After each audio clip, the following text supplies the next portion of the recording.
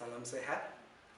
Kembali bersama-sama kita akan membahas keperawatan pola hidup. Materi yang penting bagi kita, calon-calon perawat profesional, para perawat-perawat profesional yang meningkatkan jenjang pendidikan. Pola hidup ini merupakan dasar dari pelayanan keperawatan, karena inti dari proses keperawatan dan tugas utama adalah promosi kesehatan, pencegahan penyakit.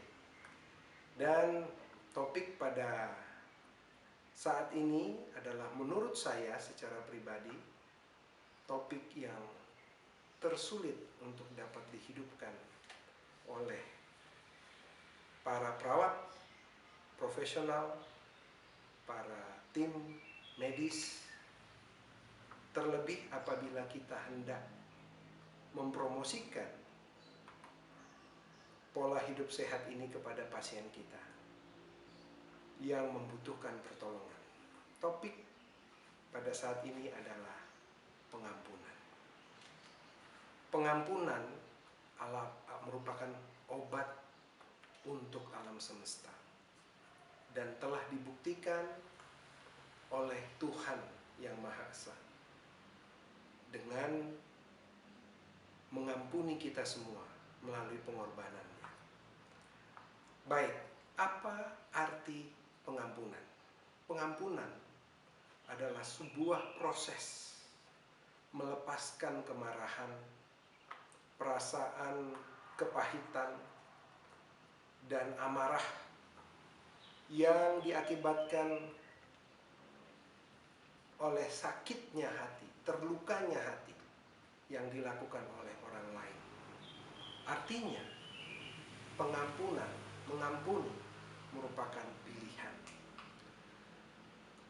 Apabila kita memperhatikan, pengampunan ini dianalogikan dengan sebuah bunga mawar yang semerbak, terjatuh ke tanah, terinjak, namun dengan kehancuran dari kelopak-kelopak bunga mawar tersebut, maka harum aroma semerbak ditebarkan oleh kelopak-kelopak yang hancur tersebut.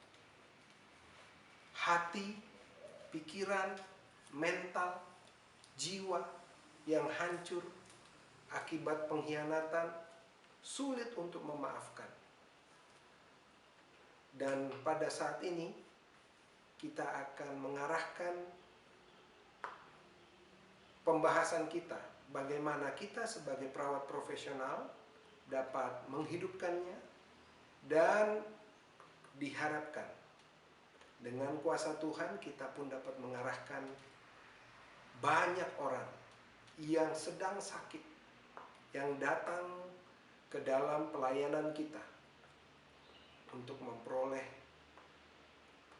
informasi yang penting ini, yaitu pengobatan, terapi yang begitu penting kepada fisik, jiwa, dan juga kepada rohani seseorang. Kenapa kita perlu mengampuni? Mengapa kita perlu mengampuni? Berdasarkan penelitian yang dilakukan, bahwa kemarahan, stres yang berkepanjangan yang dialami oleh seseorang berhubungan langsung dengan kemungkinan orang tersebut memperoleh penyakit kanker. Marah, apabila Anda dan saya coba evaluasi dalam diri kita, kondisi marah sangat berakibat dan langsung dapat kita rasakan sebagai individu. Apabila seseorang sedang dalam tingkat emosi marah, maka tekanan darahnya akan naik. Kemudian darahnya berkoalop koagulasi dengan cepat. Kemudian kita punya pusat saraf di otak akan memerintahkan dan berkoordinasi dengan adrenal, korteks adrenal, dan akan menghasilkan adrenalin dan hormon-hormon stres yang lain yang mengakibatkan paru-paru kita membutuhkan oksigen yang lebih banyak. Akhirnya gula darah pun dipaksa untuk naik untuk mengakomodasi kerja otot yang berlebihan, kekejangan otot, luka pada lambung, ya. Dan banyak orang bahkan pada saat kondisi yang sedang emosi yang marah harus menemui atau mengakhiri hidupnya.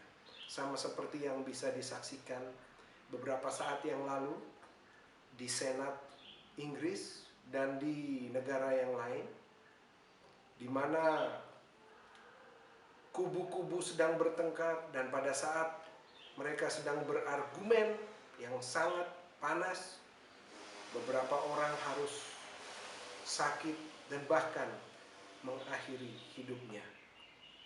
Kepahitan hidup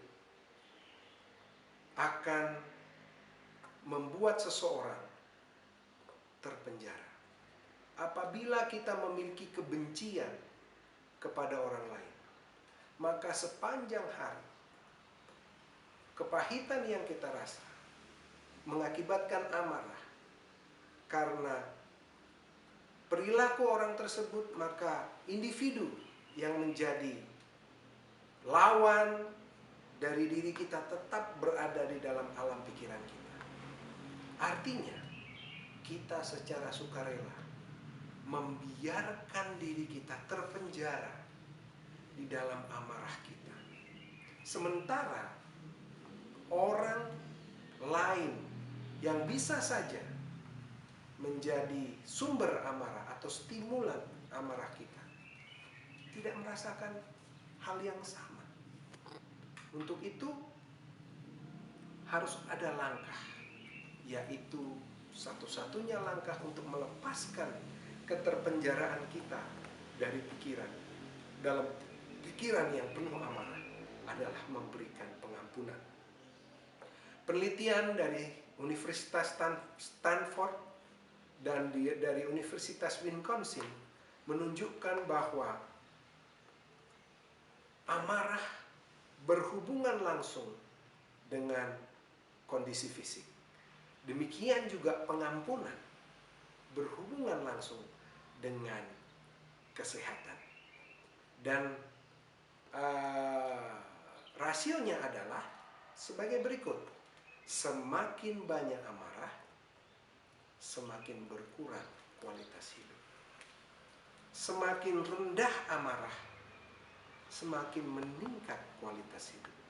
Semakin besar pengampunan, semakin besar kualitas hidup. Penelitian mereka dilakukan kepada orang-orang yang pernah kecewa. Ratusan individu yang tergabung dalam asosiasi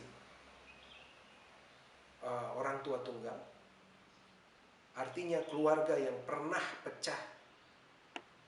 Dan pada saat mereka menginterview dan melakukan penelitian tersebut, mereka dapati seluruh dari partisipan penelitian tersebut pada awal dari interview memiliki tekanan darah dan heart rate yang tinggi. Namun, setelah berlangsungnya wawancara, orang-orang yang sudah memaafkan memiliki tekanan darah yang normal sangat cepat, sedangkan yang belum mengampuni memiliki tekanan darah dan vital sign yang tetap tinggi.